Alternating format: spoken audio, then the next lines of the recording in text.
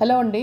కొత్త pan card rules మార్చి 31, 2026 లోపల చెయ్యకపోతే కష్టమే అని గవర్నమెంట్ అనౌన్స్ చేసింది.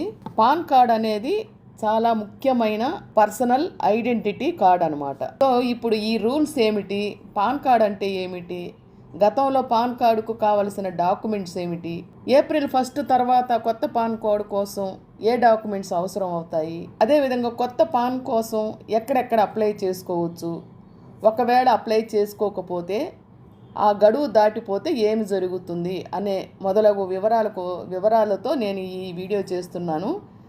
ఈ వీడియోని మీరు మొదటి నుంచి చివరి వరకు పాయింట్ బై పాయింట్ చూడండి. అసలు పాన్ అంటే ఏమిటో తెలుసా? Permanent account number.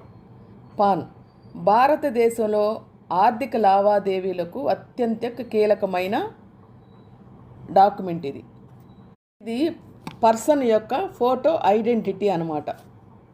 వరకు పాన్ కార్డు కావాలనుకునే వాళ్ళకి కేవలం ఆధార్ కార్డుతోనే పాన్ పొందే సులభమైన పద్ధతి ఉండేది ఇప్పటి వరకు.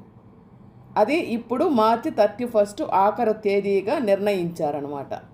సో గతంలో ఒక ఆధార్ కార్డు ఉంటే చాలండి, మనకి పాన్ కార్డు కూడా ఈజీగా వచ్చేస్తూ ఉండేది. కానీ ఇప్పుడు అలా కాదండి.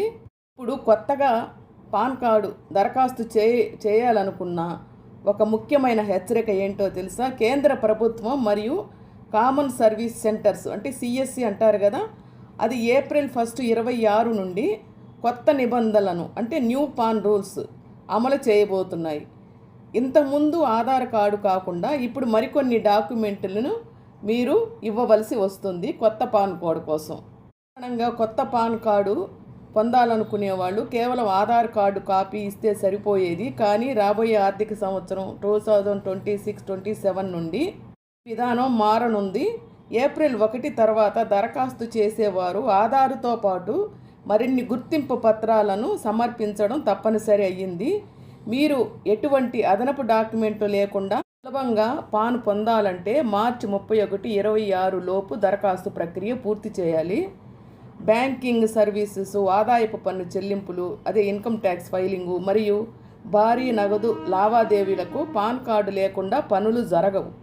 అందుకే ప్రభుత్వం డేటా వెరిఫికేషన్ను మరింత కట్టుదిట్టం చేస్తోంది. ఏప్రిల్ 1 నుండి పాత దరఖాస్తు ఫారాలు అంటే ఓల్డ్ పాన్ ఫామ్స్ కూడా చెల్లవని అధికారులు స్పష్టం చేశారు. కొత్త వర్షన్ ఫారాలు అందులోకి రానున్నాయి.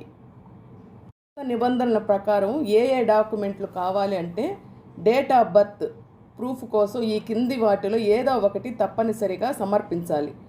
ఇన్కమ్ ట్యాక్స్ డిపార్ట్మెంటు నిబంధనలు మరింత పారదర్శకంగా మారడంలో భాగంగా ఈ నిర్ణయం తీసుకుంది. So date of birth proof కోసం ఏ డాక్యుమెంట్లు కావాలి అంటే వ్యాలిడ్ డాక్యుమెంట్లు ఏమిటి అంటే ఐడెంటిటీ అండ్ అడ్రస్ కోసం ఆధార్ కార్డు, ఇది మ్యాండేటరీ.